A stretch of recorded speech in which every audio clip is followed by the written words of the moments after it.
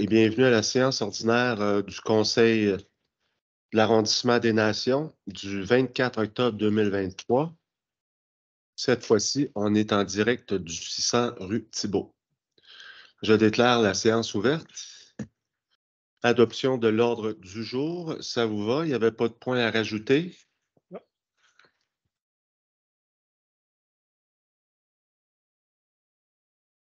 Parfait. Procès-verbaux du Conseil d'arrondissement du 26 septembre 2023, c'était conforme? Comité consultatif d'urbanisme, le dépôt du procès-verbal du 18 septembre 2023, ça semblait conforme? Oui.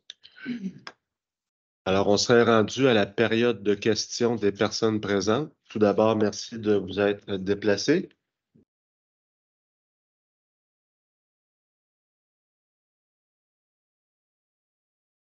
Alors, on irait avec un certain monsieur Robitaille.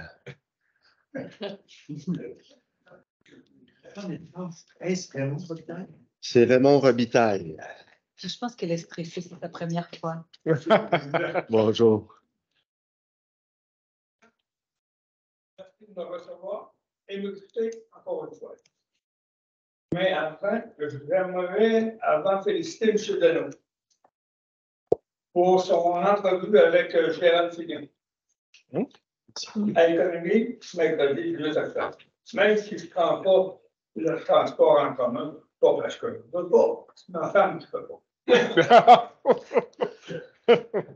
Je vais instamment à sa nécessité. Ça, c'est excellent.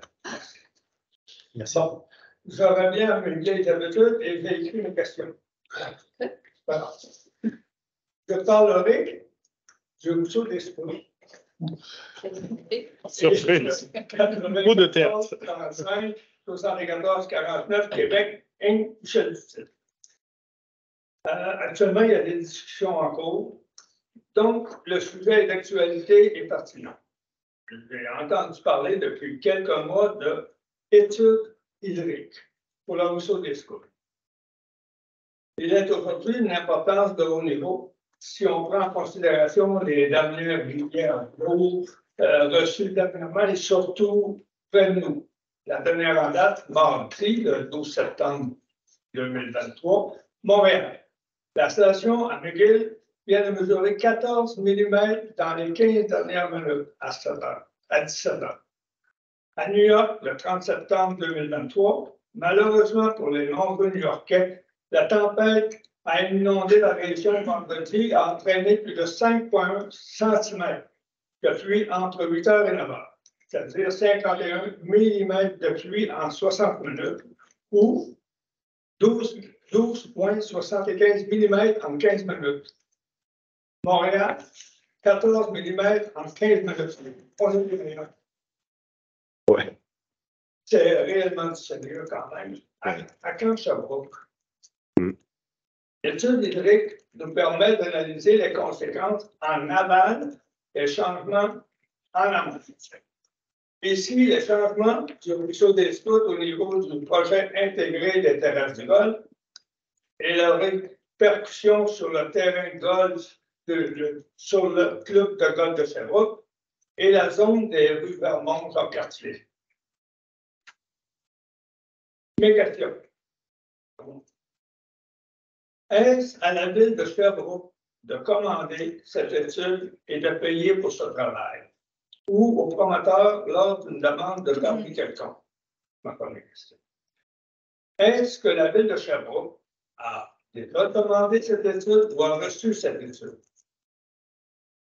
Est-ce que la ville de Sherbrooke peut demander au ministère de l'Environnement du Québec d'exiger cette étude avant d'accorder, renouveler ou extensionner un permis ou dérogation au niveau du changement de canalisation du ruisseau des Scouts sur les terrains de 94, 35, 74, 49, Québec Inc.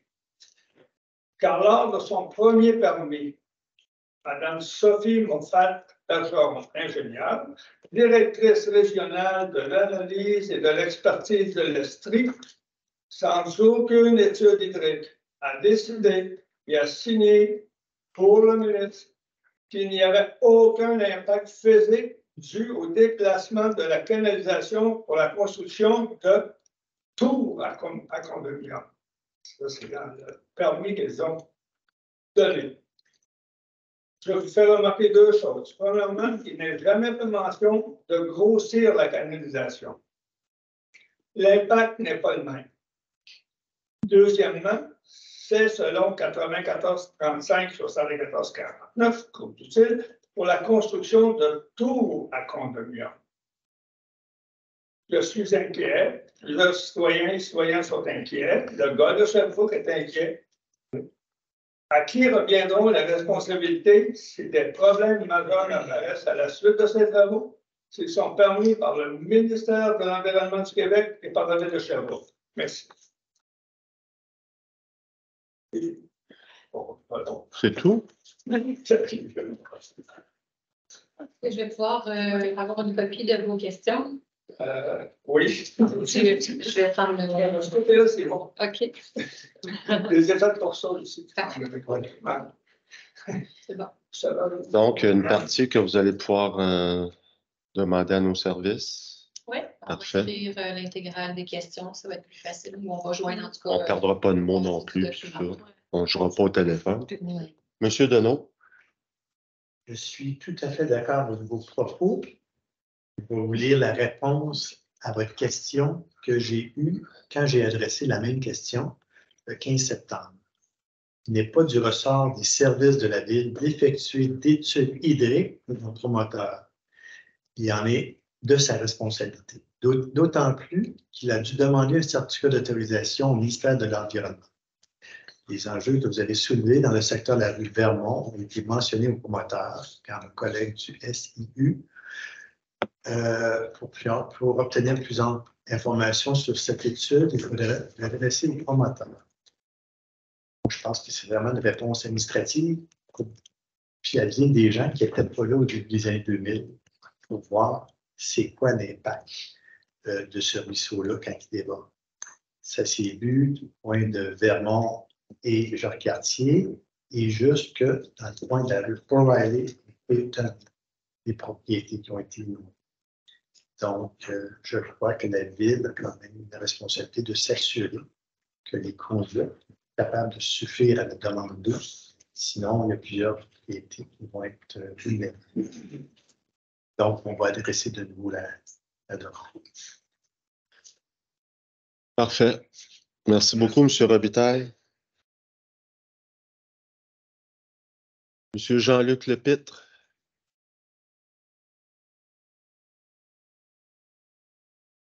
Bonsoir.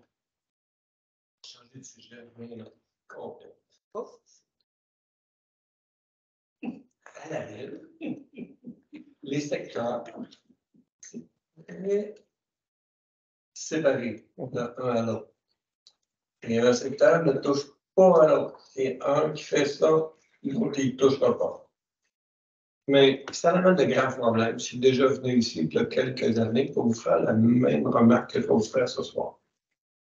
Je ne comprends pas pourquoi quelqu'un qui a des travaux sont finis le soir, ça finit à Saint-Gall, tout est fini.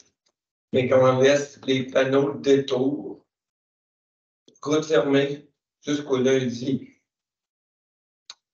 des fois jusqu'au mardi, ou qu'on installe des panneaux sur le pont Joffre, qu'on va faire des travaux, on coupe une circulation en plein heure de trafic, et on ne fait pas. Il n'y a même pas un chat qui va là, dans le port des cyclistes, les gens à pied. Là. On a fermé une traîne du pont. Je ne comprends pas que les gens qui finissent un travail, c'est peut-être pas à eux autres de mettre les verrous et les enlever. Il y a des sous-traitants où vous avez une autre équipe. Mais au moins, ils pourraient au moins les tasser du chemin ou les mettre pour qu'ils ne soient pas lisibles, pour ne pas changer le flot de circulation pour faire des bouchons terribles pour être capable de. Mais semble que ça devrait avoir une logique quand le travail est fait, mais si on se prend à tasser les panneaux, mais les enlever, en tout cas. Au moins les tasser pour que ce soit plus lisible, que la roue est bloquée. Ça ne prend pas 3 jours. Même une journée, c'est trop. Donc, c'est des bouchons sur des ponts ou sur des routes comme la rue King, la rue Gare. Il me semble que ça laisse à désirer. Avez-vous un exemple en particulier, le pont Joffre? Oui. Quand on creusait pour. Juste donner quelques exemples d'endroits, M. Lepitte, là, pour qu'on puisse. Ils ont fait une descente depuis la nouvelle résidence, là. Ils ont fait une descente du côté du pont au Fort Potable pour les piétons pour aller accéder à la piste cyclable. Oui. Mais les piétons là, sont arrivés là une journée avant. Puis ils ont resté une journée après. Les cônes, oui. Les cônes. Ouais. Sur la rue Alexandre, pareil. Les travaux arrêtent le vendredi. Ils recommencent le lundi. Ouais. Il n'y a rien dans la rue, mais les cônes, non, ça me voit. Ouais. Mais semble qu'on pourrait. Puis encore, c'est au coin de Val et la Vigerie. C'est bien écrit. Détour, route fermée. Et depuis vendredi, c'est ouvert.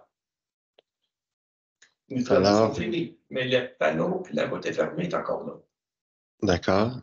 Moi, j'avais posé la question par rapport à Humano District. J'avais un petit peu la même problématique sur la rue Gare. La voie de droite restait toujours fermée, puis là, ça causait des bouchons de circulation.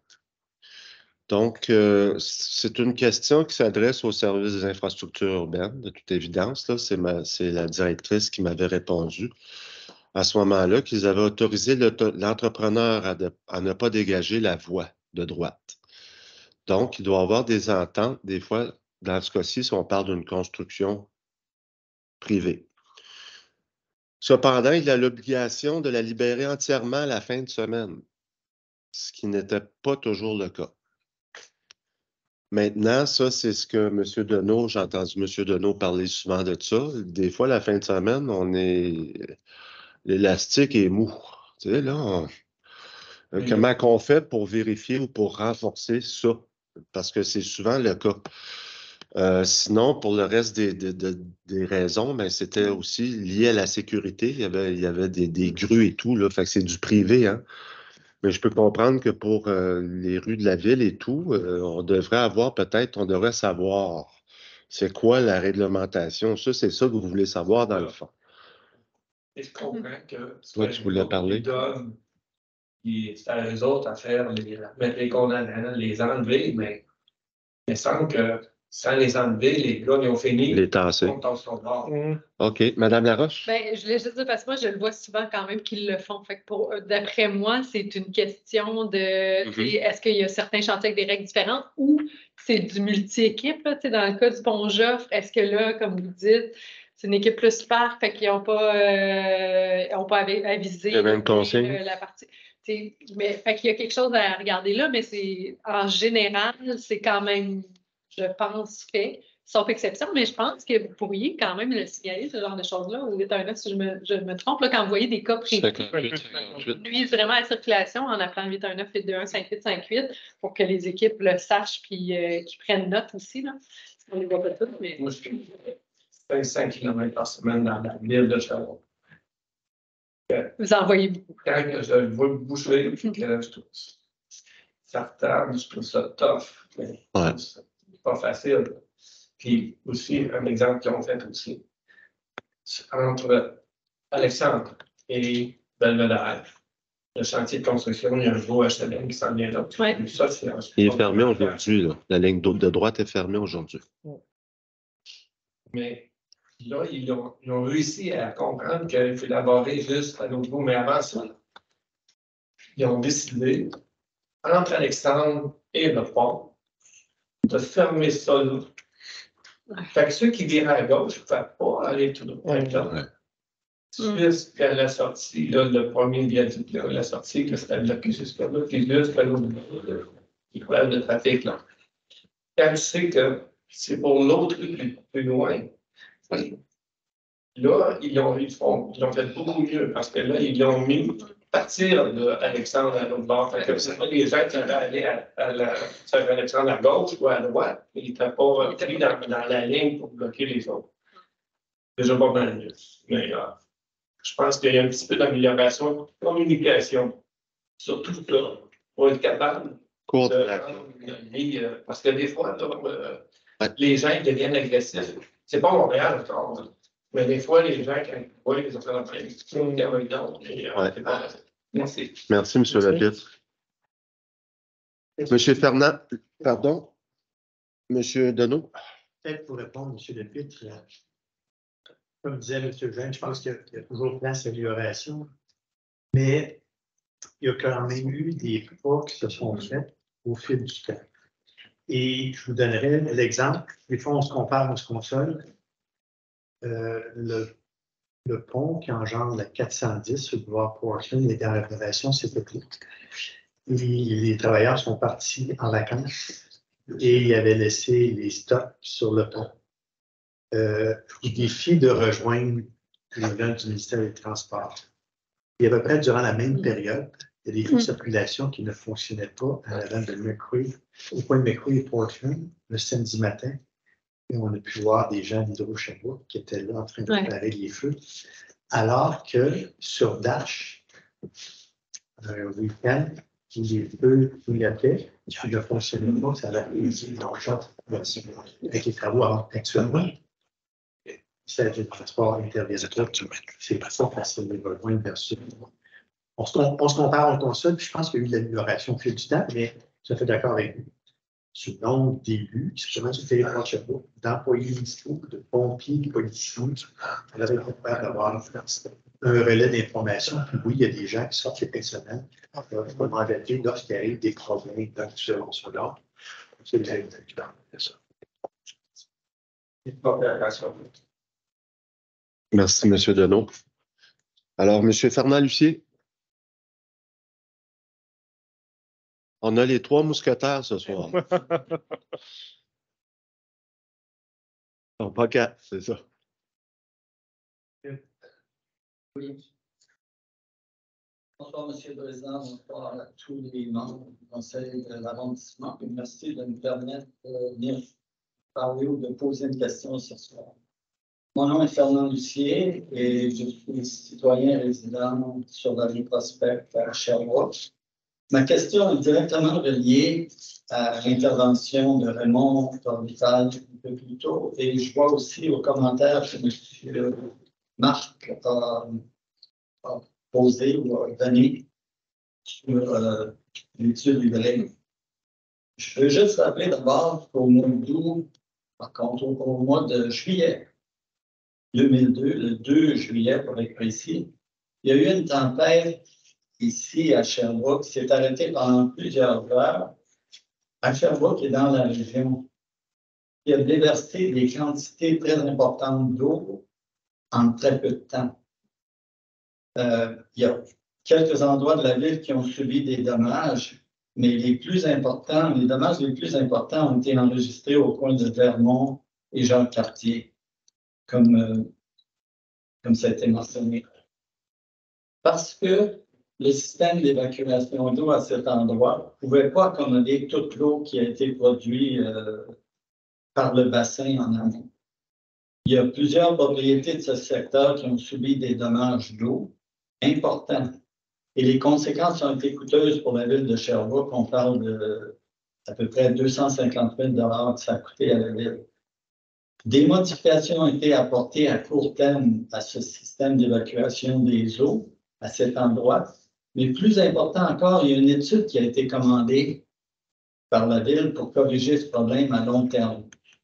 Les résultats de cette étude ont été publiés en 2005, mais la ville, à ce moment-là, a jugé bon de ne pas donner suite aux recommandations de l'étude. Pourtant, il y avait une proposition intéressante pour solutionner le problème d'évacuation d'eau dans ce secteur de la ville. J'ai pu obtenir une copie des plans en question en présentant ma demande au service d'accès à l'information. Ma question est la suivante. Saviez-vous que ces documents préparés par Richard Bernier, Richard était l'ingénieur dans le temps, à la Ville sont toujours disponibles dans les archives de l'ingénierie et qui pourraient peut-être encore être utiles aujourd'hui si je pense aux commentaires que M. Deneau vient de faire. Voilà ma question, est-ce que je voulais soulever et je vous remercie de m'avoir entendu. Donc, dans le fond, vous avez reçu copie de cette étude-là via la loi sur l'accès à l'information. Oui. Et maintenant, vous possédez cette étude-là? Je possède 2 plans. OK. Vous m'envoyez, ce sont les 2 plans qui décrivent les travaux qui devraient être faits. On parle du secteur, mais on parle surtout du golf, sur le terrain du golf. Ouais. Les travaux qui devraient être faits pour empêcher que ça se produise à nouveau. Oui. Et ça date de 2005? Les travaux, ce que Richard Bernier m'a mentionné, c'est que ça a été présenté en 2005. OK. Moi, je pense que tous les élus, le 2 ou le 3 juillet, on n'a pas eu des longues nuits de sommeil. C'est pas parce qu'on a un petit enfant. En 2002. En 2002, ça. Ah, le 2 juillet 2002. Oui. Oui, ça, c'est la grosse orage. Là. Cet été, là, il y a eu un soir, une ondée là, incroyable. Et moi, dans mon district, au coin de la rue Laterrière, Béliveau, le Montagnet, le Mont-Bellevue, l'université, ça a tout coulé. Et puis, c'était pas la première fois, mais là, à cause de cette ondée-là, là, il y a eu des gros dommages. Maintenant, le directeur adjoint de la ville m'a dit qu'il y avait eu justement ce genre d'études-là qui avait été fait, mais beaucoup plus récentes. Et ce qu'il me disait aussi, notamment, c'est que ce genre d'études-là, il faudrait qu'elles soient refaites là. Parce que tout a changé depuis 5-6 ans. Alors oui, on a une bonne idée pour l'époque, qu'est-ce qui aurait dû être fait. Mais je pense qu'on n'est plus là maintenant. Je pense qu'on doit recommencer parce que là, toute la donne a changé. L'intensité, c'est en des courts laps de temps, là. Et on vit ça ici, mais je pense qu'on vit ça un peu partout, là. Donc, moi, je pense que l'étude datait de 2015 et elle était désuète. Donc, on vous entend bien. Et puis, maintenant, on sait que l'étude de M. Bernier est disponible. Et puis, c'est toujours bon à voir. Et s'il y a une étude qui est commandée à nouveau, ben, il pourrait aussi la consulter, la rentrer dans la nouvelle étude. Merci beaucoup. Oui, M. Deneau. En complément, le 2 juillet 2002 plutôt, a été dévastateur pour plusieurs secteurs. À l'époque, c'était M. Testula qui était conseiller municipal du secteur de Saint-Alphonse, qu'on pourrait dire. C'était le district d'Équipes. Et il y avait le secteur en bordure de la rivière Saint-François, le secteur Tapin, qui avait été durement inondé. Il y avait certaines maisons, il y avait des colonies d'excréments qui venaient des eaux usées.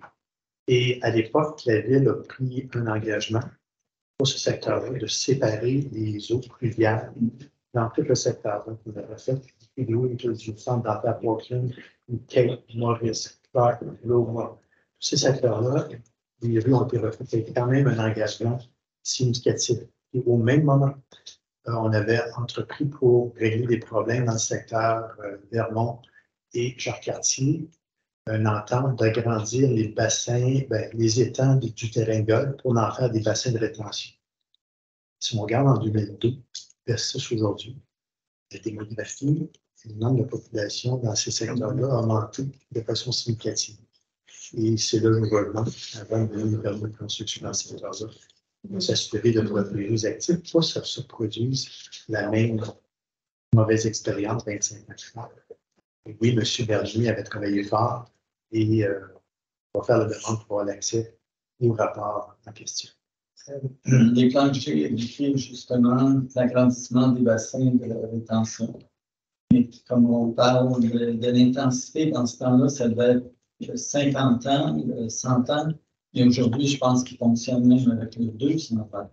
L'intensité est possible de 200 ans. Ouais. Donc, oui, c'est possible que ça ait changé. Tout ce que je voulais souligner, c'est qu'il existe des plans qui ont été faits à ce moment-là qui peuvent servir encore. Parfait. Merci beaucoup, M. Lucier. Alors, on s'est rendu au point 6, comité consultatif d'urbanisme, nomination des membres. Alors, comme vous le savez, au niveau de l'arrondissement des Nations, et comme tous les arrondissements d'ailleurs, on a des comités consultatifs d'urbanisme, ce qu'on appelle des CCU, qui est composé de 2 élus et de 4 membres citoyens. C'est des postes qui sont pourvus de 2 ans et renouvelables ou non. Donc, un peu plus tôt aujourd'hui, à huis clos, on a eu la discussion et on en est venu à la conclusion que pour les 2 prochaines années, le président du CCU de l'arrondissement des Nations serait M. Reyes-Kibonge et la vice-présidente du CCU des Nations serait Mme Fernanda Luz. Moi, j'ai eu le bonheur de siéger sur le CCU en tant que vice-président alors que Mme Luz était présidente. Et je leur souhaite du bon travail, de la bonne continuité. Et voilà, je ne sais pas si vous vouliez dire un petit mot. Merci beaucoup. Juste un petit mot pour dire que je suis honoré d'avoir été choisi par mes collègues, puis que j'ai montré mon intérêt à participer parce que il se passe beaucoup de choses au centre-ville et aussi dans le district. Donc, pour moi, ça devenait comme très intéressant de pouvoir comme contribuer et travailler justement aux différents dossiers sur lesquels certains citoyens m'interpellaient, puis de pouvoir comme participer aussi au comité consultatif d'urbanisme. Donc, je remercie Paul pour ses bons mots. Puis, j'espère comme aller de l'avant puis travailler avec tout le monde. Merci, M. Kibonge. Mme Luz. Ben, je voulais d'abord remercier, c'était un plaisir partagé d'avoir travaillé avec toi, Paul. Je pense qu'on a fait une belle équipe. Oui. On a collaboré très bien ensemble. Paul m'a appris plein de choses aussi parce qu'il connaissait déjà ça beaucoup mieux que moi. Je commençais, fait que j'ai appris beaucoup de choses avec Paul. C'était vraiment agréable. Moi, j'aimerais... là, avant, j'étais la présidente du CCU. Je le suis encore jusqu'au prochain. Là. Je ne me rappelle plus de la date. Mais après ça, c'est ça, je passe le bâton à M. Kibonge, mais je reste comme vice-présidente aussi pour pouvoir garder un pied là, dans le comité consultatif d'urbanisme. Mais aussi, nous ici à l'arrondissement de Nations, on a 2 places d'élus qui c'est comme une présence obligatoire. Puis dans le cas où il faut qu'on ait des votes, ben, les voix doivent venir de ces 2 élus-là. Par contre, tous les élus de l'arrondissement peuvent participer à chaque fois, là, à chaque session de CCU. Tout le monde c'est ouvert aux élus. Alors, au plaisir encore de rencontrer nos collègues en CCU pour les prochaines séances. Merci beaucoup.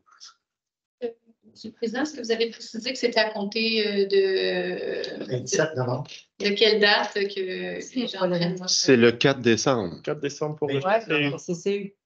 Pardon. 27 novembre. Ah! C'est pas? Okay. C'était le seul qui était attentif. Moi, j'avais 4 décembre moi aussi. Mais c'est ce que j'avais entendu en comité de plénier 8 clos. Le prochain CCU sera le 4. En fonction des présidences de CCU est à partir du 27 novembre pour un mandat de 2 ans. Et oui, la prochaine rencontre du comité après le 27 novembre sera le 4 décembre. OK, c'est ça. On a compris à moitié. Moi, je prends encore papier, hein? Donc, moi, je reviens-tu le 27, là? Il vous reste tous les 5 un mandat de 2 ans. Okay, conseillère. On poursuit avec 6.2, Comité consultatif d'urbanisme du 11 septembre 2023. Le premier dossier, le 6.2.1, demande de dérogation mineure au règlement numéro 1200 de zonage et de lotissement de la ville de Sherbrooke pour la zone H1820, 2206-2208, rue de la Golconda. Demandeur Randy Yanta pour construction Christian Bello. Oui. Pour ce dossier qui, pour le prochain, on passe d'une dérogation mineure par rapport à la marge en avant. Il y a une dérogation pour le premier dossier 6.2.1 de 1,18 mètres. On était supposé avoir 6 mètres. Là, on a 4,82. Puis je vais déjà m'avancer pour le deuxième. C'est exactement la même chose. Une dérogation mineure pour la marge en avant de 1,2. Puis là, c'est 4. Au lieu de 6, c'est 4,8 au lieu de 4,82. Puis ça, les membres du CCU, on a été discuté parce que c'est une rue qui a été quand même assez problématique. On a même fait un peu la blague. Je pense que c'était un peu, tu sais, quand on boutonne en jaloux, là. Il y a un qui a commencé, puis les autres se sont guidés par ça. On ne sait pas c'est quoi qui est arrivé. Mais il y a eu vraiment une problématique là, dans la mesure de cette marge en avant. On a eu plein d'autres dossiers il n'y a pas longtemps. Puis là, maintenant, ce sont les 2 derniers de ce que j'ai compris de cette rue-là. Mais en effet, ça a été un peu assez problématique. Donc, on peut comprendre que le 6.2.2 est réglé. C'était pour le 2210 et le 2212 de la Golconda. Maintenant, on serait rendu au 6.3, Comité consultatif d'urbanisme du 2 octobre 2023. Au 6.3.1, demande d'approbation PIA, aire patrimoniale de classe 2, intégration intermédiaire du 70 rue Wellington Sud. Oui, c'est que là, on parle de PIA tout commercial parce qu'on parle des enseignes. En fait, c'est classe 2, mais là, on parle des enseignes de MW Espace Affaires. Puis, c'est ça, c'est jamais très sexy de parler d'enseignes. Tout le monde était d'accord. Ça correspondait au règlement. Puis, c'est ça. On n'a pas eu d'autres commentaires. On avait à la place de l'espace public du quartier général de Wellington Sud. Il y avait comme un concept de couleurs différentes pour chaque. Les membres du CCU étaient unanimes pour accepter cette ensemble. Parfait. Au 6.3.2, demande d'approbation PIA aire patrimoniale de classe 3, intégration supérieure du 634 rue Prospect pour Marco Biberdier. Ça, c'était une demande de remplacer la toiture de tôle par un revêtement de bardeaux d'asphalte. Puis, c'est ça la conclusion un peu de membres du CCU, c'était d'aller de l'avant, c'était d'être favorable parce que, en fin de compte, ça allait unifier un peu mieux le bâtiment au complet. Parce qu'il y avait déjà des bardeaux d'asphalte en bas par rapport à la tôle en haut. Fait qu'on trouvait que c'était quand même une façon d'uniformiser un peu plus l'apparence de l'immeuble. 6.3.3, demande d'approbation PIA aire patrimoniale de classe 4 à statut particulier et PPC-moi numéro 71, suivi de dossier, modification à l'architecture des bâtiments dans le secteur habitation 2, ainsi qu'à certains aménagements de terrain au niveau de la façade principale de ces bâtiments, pour le projet Humano District du 1888 rue Galt-Ouest, demandeur M. Mathieu Cardinal pour la société en commandite Humano District. Oui, ça c'est encore aussi, c'est un dossier qui revient souvent, le District Humano, parce que c'est un grand projet qui a un PPC-moi, puis c'est aussi une aire de PIA classe 4, fait qu'à chaque fois qu'il y a des petits changements, mais le dossier est obligé de revenir pour qu'on puisse encore approuver. Puis là, ils ont comme réuni plein de petits changements qui, finalement, aussi les membres du CCU trouvaient que ça ne changeait pas la nature du projet, c'était correct. Puis, en fait, c'est ça, on a comme émis des nouvelles conditions qui se référaient en fait à retirer des anciennes conditions parce qu'il parlait dans la première résolution que nous, le CCU, on avait eue, ça va, c'est correct. Puis, c'est ça, c'était par exemple, nous, on avait demandé une condition, là, que le béton qui était apparent à l'entrée principale, on avait demandé d'avoir des parements pour couvrir ça, mais finalement, la nouvelle mouture, il n'y en avait plus de béton qui avait été exposé. Fait que finalement, cette condition-là, ça ne s'appliquerait plus. Fait que c'est pour ça qu'on enlève.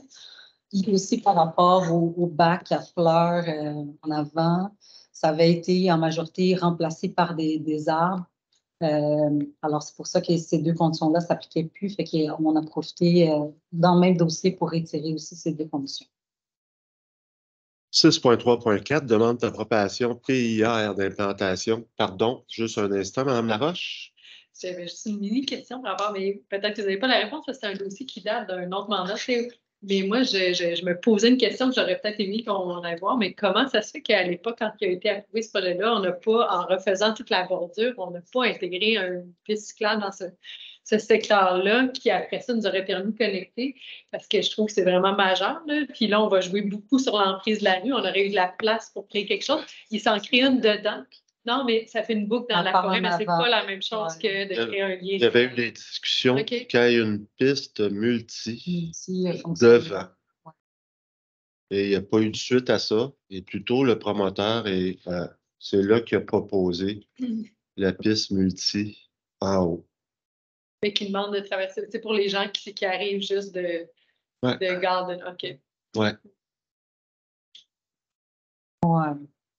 Au 6.3.4, demande d'approbation PIA, aire d'implantation et d'intégration architecturale commerciale régionale, aire de l'autoroute 410 et du plateau Saint-Joseph, du 2900 boulevard de Portland. Demandeur Daniel Provencher pour station-service Couche-Tard. Oui, exactement. Fait que c'est les enseignes de Couche-Tard on change tout simplement parce que l'apparence de la bannière a changé partout. Le logo. Fait que, le logo. Fait que là, on était un peu triste parce qu'on aimait bien les hiboux, là. Faisait de même, mais là, on enlève les gros hiboux, puis ça va être remplacé un peu partout à travers. Surtout pour les couche-tard comme moi. Ouais. Moi aussi. 6.3.5, demande de dérogation mineure au règlement numéro 1200 de zonage et de lotissement de la ville de Sherbrooke, zone H0432, du 1872 rue de la Rochefoucauld, Mme Christine Baillargeon pour M. Victor Baillargeon. Oui, ça, c'est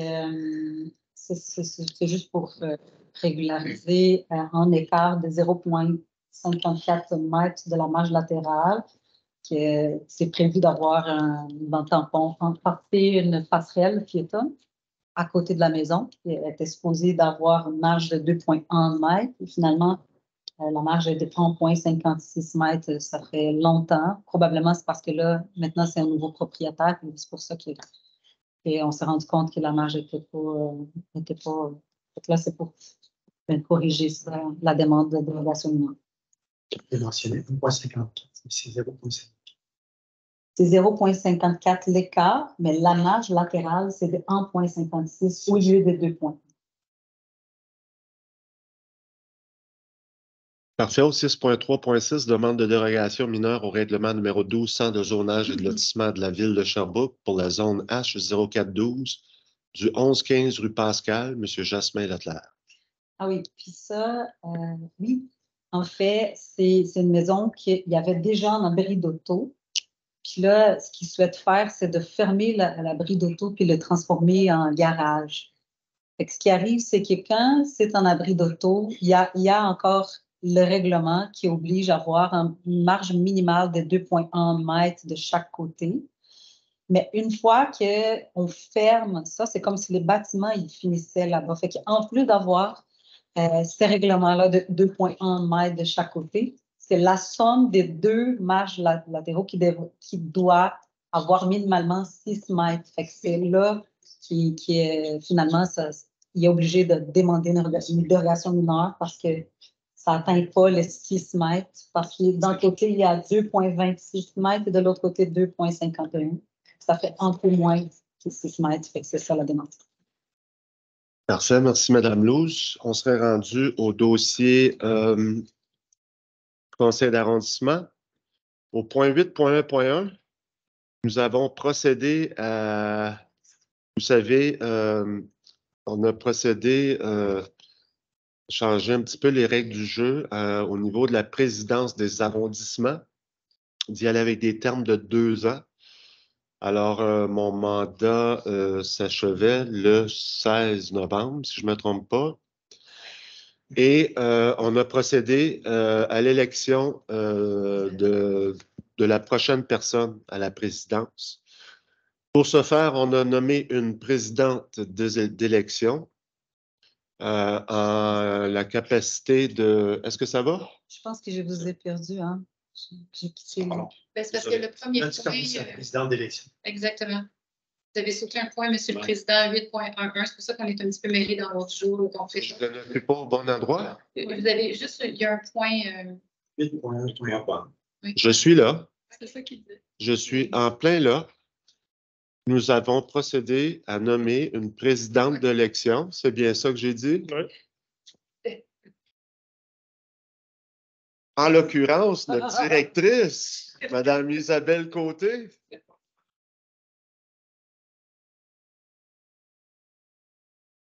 Donc, Mme Côté a procédé à l'élection. Nous avons des discussions entre nous et puis s'en est suivi un vote secret. Et à la suite de ce vote, on s'en va au 8.1.2.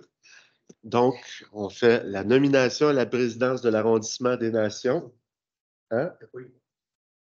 Oui, pour la présidence d'arrondissement. Oui. 3 contre 2. 3-2. Alors, je nomme... Non.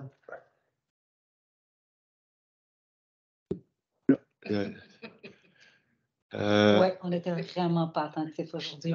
Vous avez remarqué, hein? Alors, vous voyez pourquoi que je ne serai plus président?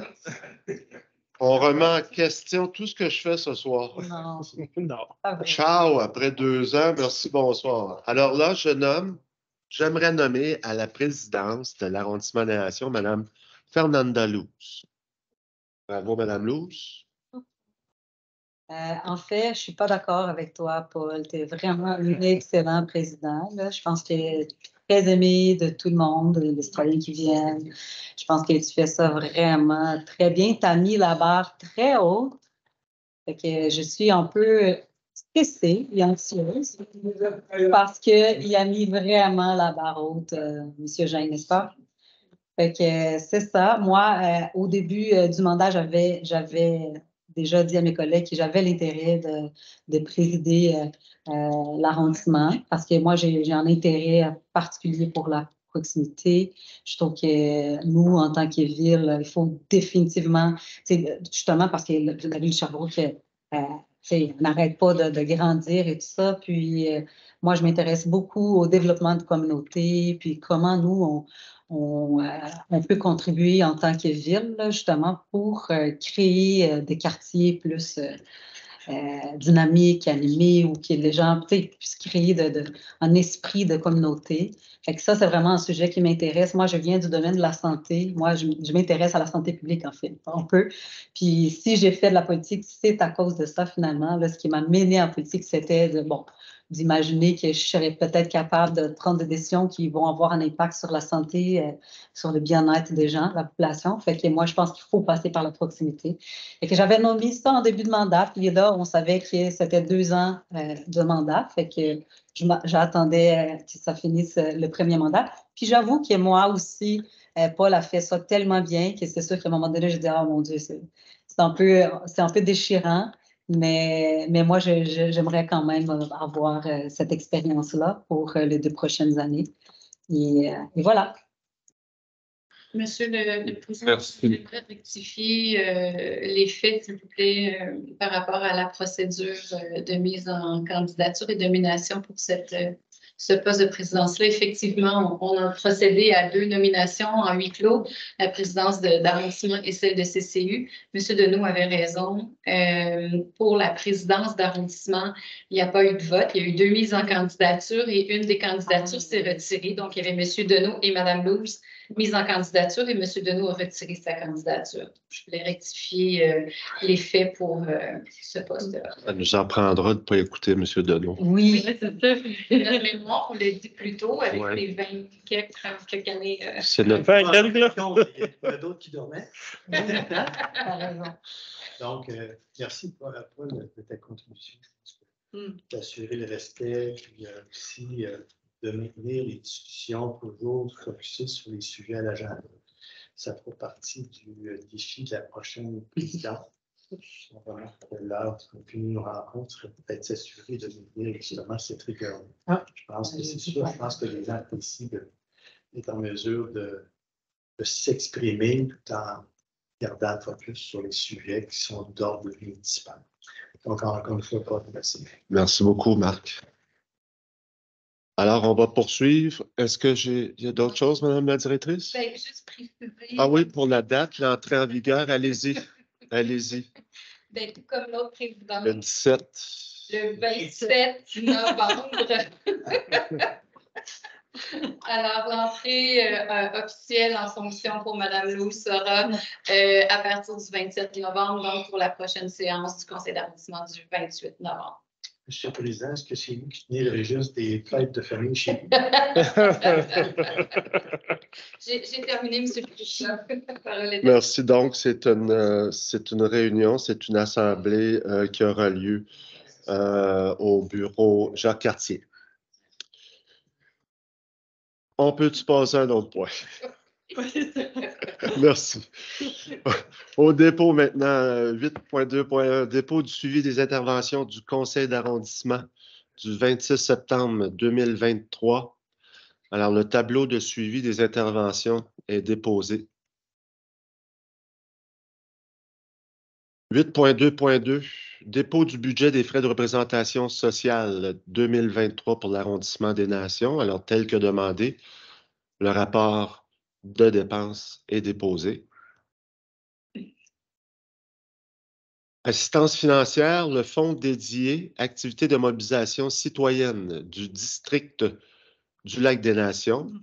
Alors, comme M.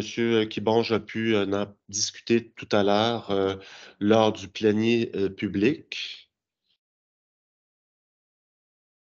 Assistance 8.3.2, assistance financière à l'école Notre-Dame-du-Rosaire pour l'aménagement de la cour d'école en parc-école, l'arrondissement des Nations. J'ai eu la chance de présenter le projet tout à l'heure et le montant de l'assistance financière. 8.4.1, dépôt du bilan du projet pilote embauche d'une ressource étudiante pour la saison estivale 2023 de l'arrondissement des Nations. Alors, ça a été déposé tout à l'heure en plénier public et à la suite du bilan, on ne reconduira pas l'embauche d'une ressource étudiante. Entre autres, pour la raison que maintenant, avec notre coordinateur en poste et dont la directrice laisse de plus en plus d'espace, lui laisse de faire de plus en plus de choses. C'est bien, tu as eu un beau lâcher-prise, Madame la directrice. Alors, Elhalmi Maty est capable maintenant de combler là, tout ça. Ça sera quand même à suivre et pour discussion future, on s'en est parlé tout à l'heure. Mais merci beaucoup à l'étudiant qui était en poste, qui nous a donné un bon coup de main. Est-ce que vous pouvez me ressortir son nom parce qu'il y avait un nom? Préféré de pas dire. OK, parfait. Document, donc j'avais son nom. Bon, excellent. Donc, merci beaucoup à l'étudiant en question qui nous a vraiment donné un bon coup de main. Il était très poli, très serviable et ça nous a apporté quelque chose. Au 9.1, service des infrastructures urbaines. Ici, on a déposé en plénier public tout à l'heure la priorisation des requêtes en circulation de l'arrondissement des Nations. Et M. Elhalmi Maty, d'ailleurs, a pris les notes pour les envoyer là, en annexe au service des infrastructures urbaines. Les 4 grilles d'analyse présentées sont pour les rues des générations Dominion, Hennecker et McGregor. Alors, on serait rendu au message des membres du conseil d'arrondissement. Madame Laroche? Je peux y aller? Parfait. Ben, je vais commencer par un petit mot pour vous remercier pour ces 2 années de présidence. Pour moi aussi, je pense qu'il y a plein de beaux mots qui ont déjà été dits, là, mais je pense que ça a fait des conseils d'arrondissement sympathiques, conviviaux, mais efficaces. Puis je pense que c'était vraiment un beau 2 ans passés sous votre présidence, Monsieur Geng. Merci. Apprécié. Puis sinon, ben, vous savez que c'est toujours mon budget participatif en ce moment. Il reste un petit peu plus qu'une semaine, c'est jusqu'au 1er novembre où les citoyens et organismes peuvent déposer un projet. Puis, ben, évidemment, ça doit bénéficier aux citoyens et citoyennes d'ASCOT principalement.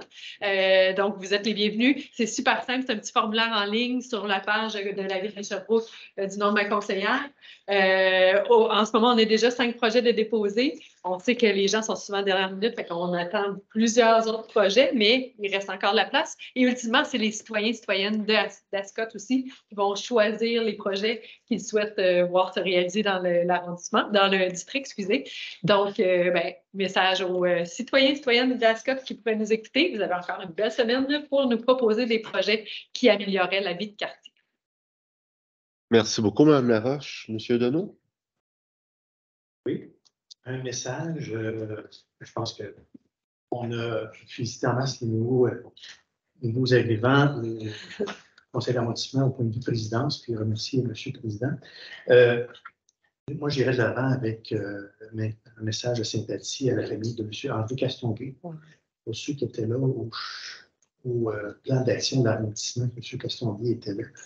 M. Castonguay a été policier au service de police de la ville de Sherbrooke, mais au-delà de tout ça, il a été impliqué dans plusieurs organismes, entre autres la maison Azimut, anciennement au Parc Jacques-Cartier.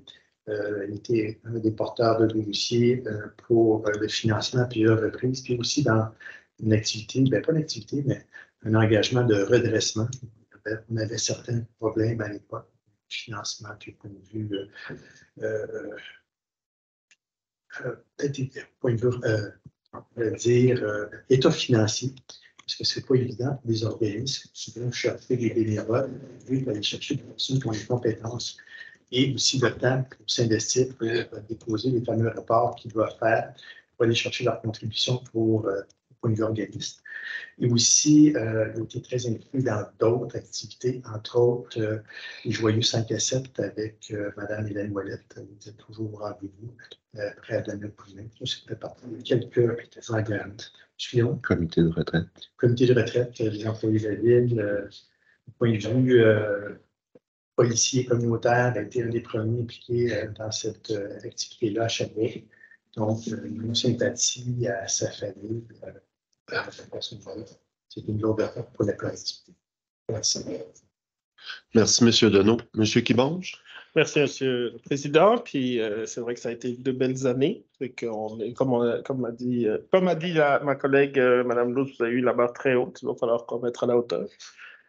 Et moi, mon mot, c'était pour non seulement vous remercier, mais aussi dire aux gens du Lac des Nations qu'on a eu des bonnes nouvelles. Je pense soit ça va sortir demain dans les médias, soit c'est déjà sorti concernant le stationnement Webster, où les travaux se passent quand même bien. Puis on espère qu'on pourrait, sous toute réserve, avoir accès à du stationnement de terrain pendant la période des fêtes, parce que le désamiantage s'est fini un peu plus tôt qu'on pensait et que les travaux qui restent pour la déconstruction seraient de 6 semaines.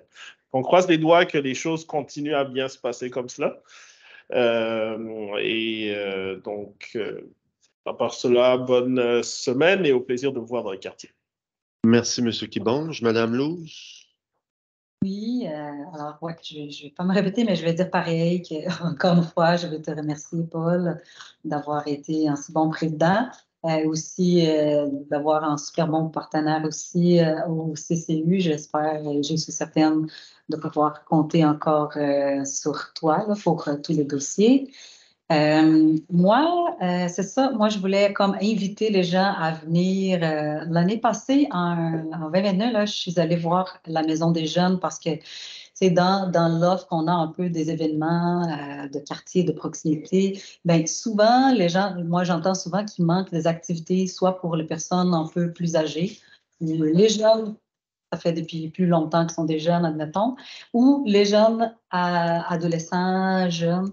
Mais sinon, il y a toujours beaucoup d'activités pour les familles, mais pour les adolescents et pour les personnes un peu plus âgées, c'est quand même plus, tu sais, il n'y a pas beaucoup d'offres.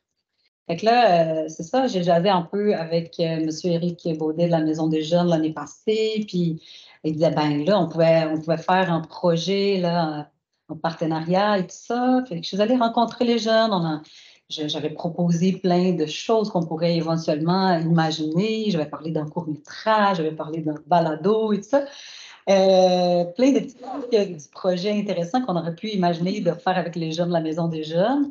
Mais eux, ils avaient déjà le goût de faire quelque chose pour l'Halloween. Fait que là, finalement, ils ont décidé, auparavant, avant que les pavillons prennent feu, là, il y avait comme une maison hantée. Et là, maintenant, le pavillon n'est pas si grand et tout ça. Puis eux, ce qu'ils voulaient faire, c'était un parcours hanté dans le boisé du parc André Vigée. Puis c'était quand même un projet assez audacieux et intéressant. Puis c'était correct. Ça s'est très bien passé. La Maison des Jeunes, on a soutenu à l'arrondissement. Puis la Maison des Jeunes, ben, ils ont engagé un metteur en scène pour les jeunes. Puis en tout cas, ils ont tout préparé, les spectacles, dès le déguisement jusqu'au parcours, tout ça. Ils ont appris comment monter ça. Puis ils vont nous présenter ça samedi. Fait que tout le monde est invité samedi le 28. Il va y avoir un peu des activités pour les jeunes enfants à l'entrée du parc. Parce que le parcours, c'est vraiment pour les gens un peu plus vieux et moins. Ben, en tout cas, moi, j'ai trop peur, là. Je ne vais pas faire le parcours. Mais je vais être là à l'entrée du parc à accueillir les courageux. Fait que vous êtes tous les bienvenus. Merci, Mme Louze. Donc, moi, je vais y aller de mes remerciements aussi. Merci de m'avoir laissé vivre cette expérience-là pendant 2 ans. J'ai beaucoup aimé le mandat. Le rôle de présidence en est je vais le comparer un petit peu à l'Assemblée nationale ou au Parlement à Ottawa. On vient d'un parti ou pas, mais il faut s'élever au-dessus de ça, ou il faut se reculer, ou il faut se tasser un peu, et il faut faire preuve de neutralité au maximum. Et puis, je vais vous avouer que j'ai beaucoup aimé ça.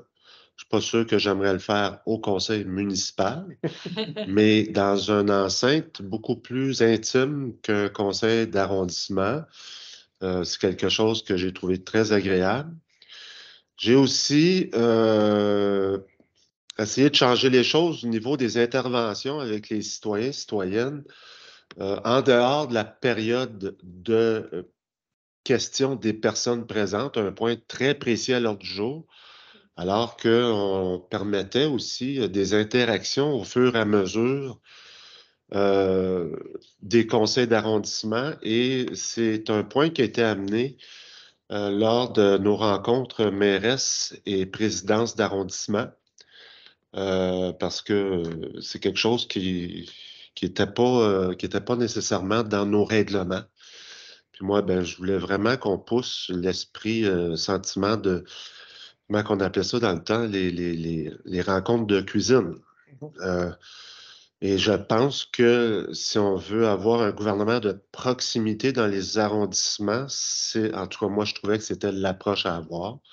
Alors, j'espère que ça va se poursuivre dans ce sens-là, et c'est ça l'affaire, là, c'est tout en essayant de contrôler tout ça, parce que ça peut déraper facilement. Mais voilà. Alors, merci, chers collègues, de m'avoir fait confiance pendant 2 ans. On n'a pas toujours les mêmes idées, mais on peut toujours se parler, et c'est ça qui est l'important. Merci beaucoup, Isabelle Côté, de m'avoir supporté, de m'avoir demandé comment ça allait. Mais sache que moi aussi, je te demandais comment ça allait. Donc, c'est une belle relation qu'on a eue qui va se poursuivre d'une autre façon. Et merci beaucoup à Almi aussi d'être entrée dans la danse et puis de de faire un travail, ma foi, très impeccable, un travail de suivi remarquable. C'est vraiment, on sent que c'est vraiment ce que la directrice de l'arrondissement avait besoin. Et puis nous aussi, ça nous fait vraiment, ça nous fait un pont là, extraordinaire. Donc, merci beaucoup à tous. Merci aux citoyens de vous être déplacés. Merci à tous ceux qui nous écoutent. La date de la prochaine rencontre. C'est le 27, si je ne me trompe pas. C'est C'est le le 28. Moi, je termine le 27. C'est ça. Alors, le 28, on vous attend au centre Françoise Donne. Ah. Merci beaucoup. Merci. Je lève la séance. Super. Hey, Super. les dates à soir. C'est pour ça qu'on a un calendrier. Ça rend Hein? ça juste sympathique.